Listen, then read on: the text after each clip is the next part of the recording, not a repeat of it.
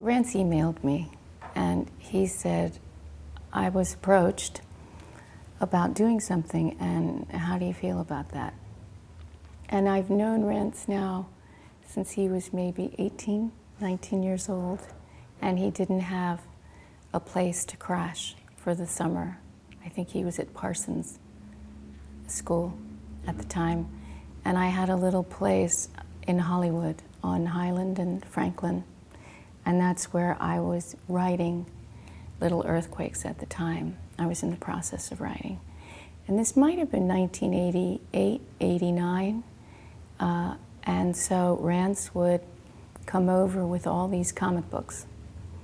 And he would just plop them there. And I'd spend the night at my boyfriend's house in the valley and then come back in the day and work on the music all day. And Rance would come in and out. And so I would start looking through his comic books, and that was the beginning of, I guess you could say, Rance to turn me on to the whole comic world. My input was about giving people freedom. And so where I think I did the best thing was to stay strong about allowing the artists to express themselves. I didn't want artists asking me what a song was about. I didn't want to give them that kind of information. I thought it was really essential that they felt supported and not afraid that they were going to be censored if they came up with something that was really, really far off maybe from where my perception of the original work was. So I said to Rance in the beginning, this is about us not censoring. You're the editor, you need to be an editor, and to push people when they need to be pushed. And I think that he found that inside him. He's a great editor, he's really great. But he had to be tough, tougher than sometimes I think he's used to being with his contemporaries and his colleagues, because sometimes he'd have to push people, and yet he would encourage them. And that was really the place that I wanted to hold for him, is to hold a place for him to take this project on board. So my place was no censorship. Now, were you surprised at some of the interpretations that you got back, that maybe something that was way far off from what you had originally intended the song to be? Yes, I was very surprised. Sometimes I would think, well, never have I considered that this song would have this meaning. But I think that for me, that's really challenging, because I would start hearing new music. So I would look at something that was written inspired by music, and then I would read it, and usually it was not the music that went with it that I would hear in my head, but then again, completely new music. And that was kind of thrilling for me. It was very different, my response, than I thought it would be. So would you say this book has, I know I read a little bit of an interview with Rance saying that this book might have inspired new material to come out of older material, or an interpretation of older material, which is kind of interesting. Absolutely, no question. I mean, that's happening right now. I'm in the process of that right now. And I think a big part of that was I've been living with snippets of the stories. I was on tour when Rance first brought me some of the stories. And this was before there were any illustrations. And I took them back with me on the plane, and I started to read them then. So this project has been in my life now since late fall, early winter of last year. And then with each stage, he would update me. And so I've been watching this process unfold, little by little, bit by bit. And with that, music would come with every stage. It even started when I would read the stories, and I wouldn't hear the songs that they were writing about, which is kind of good as a musician, because that means one form pushes another form, and then that form pushes me again. I go to the visual world a lot for what I do. I always have. And this time I didn't search it out myself. Normally I go to bookstores in Cork, in Ireland, places that have fantastic art books, a wealth of them that are really hard to find. And you can find them in different countries. Of course, America has them as well. And yet, I was just in Ireland and I was looking at these art books and I kind of said to myself, but I already have a complete album from a composition level because of this experience that I've been through with comic book tattoo. And that kind of merged with things that have been happening in my life so that work is coming together. And I didn't even search it out, so that's sometimes wonderful. Do you view yourself as a storyteller, per se, to a degree? I think a lot of composers think they are storytellers, but it can be quite abstract, so that people can then draw to it or make it more tangible when you go to another art form, another medium of expression. But yes, when you're dealing with ether, like I do, I think that it's not only the lyrics that tell a story. For me, it's very much about the music that lets me know what's happening. But that is my first language. More than words are my language. Music is my language. So when I listen to music and the compositions don't have words, I still feel like someone is telling me a story. I don't need words to tell me the story. Right. Silent pictures, silent movies.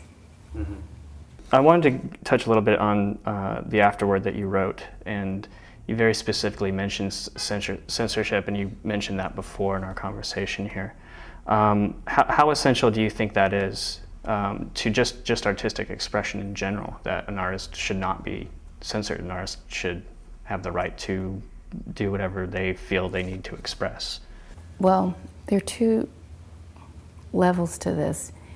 You may want to do what you want to express, but then try and find a publisher who will release it, or try and find a record company or a movie company. As we both know, having friends that are in all these different mediums, they'll say, well, I have to write with 6 other people for a show, and if they don't think that we're going to get advertisers because of where the plot's going, then we're going to change the plot. And sometimes, yes, you get somebody who will back a project like that. But in this day and time, there are not a lot of companies, record companies included, who will just say, okay, we will put the money into not even making the work, but promoting the work, which a lot of times costs more than we can imagine to get it out there. And so, yes, to say, write whatever you believe in is one thing, but it's more difficult than taking what you believe in to the world. And I really was on a mission to make sure that my songs and then the storytellers that we're working with us, as well as Rance, we're going to have the power behind them, the muscle. You know, you have to have muscle behind you to make sure that that original idea is going to be protected and that you take it to its completion. I mean, you need a motherfucker. It's great to have all these people with ideas, but then you have to have somebody to turn around and say, let's get it into the stores and let's get them on our side and make sure it gets wrecked. And that's about relationships for over 17 years that we have with people. Did you find that difficult for anything that was turned in, that there was maybe one that you're like, ooh, I don't know if I agree with that, or was there anything that... There might have been a couple, but I wasn't going to change them. And after a while, it was just sometimes the initial shock. Mm-hmm. There was no way I was going to change anything.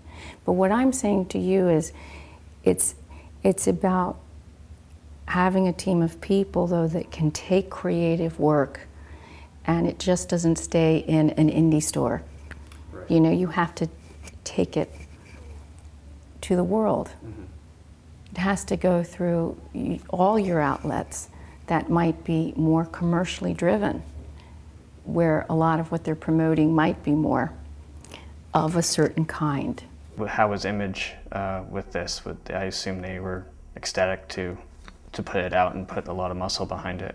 They were, and they were great, but we needed a whole team of people to do it, because you're coming from our world, which is the music world, mm-hmm. and Image is used to they're used to different levels, different numbers coming out a week.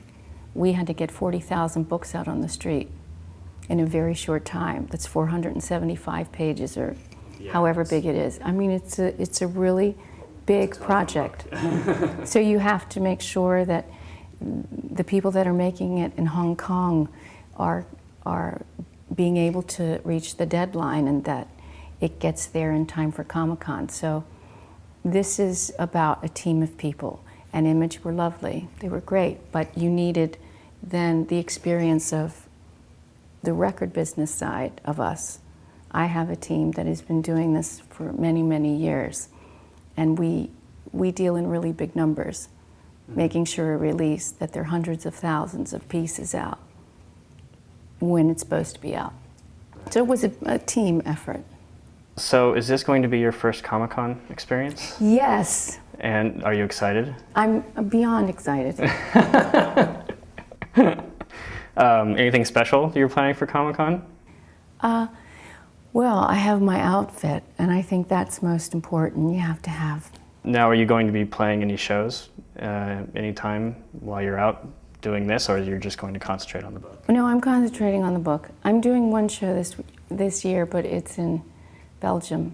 It's a festival, and I just got called to do it a few weeks ago. And I decided, well, okay, that day works for me. Tash and I are going off on our holiday 2 days later, so I said, Tash, you know, I'm not going to change you've waited for a year for us to go away. And she said, yeah, but that's 2 days before Mommy, you go rock. So. Excellent. Well, that's really all I have. It's great. Thank you so much. I appreciate it.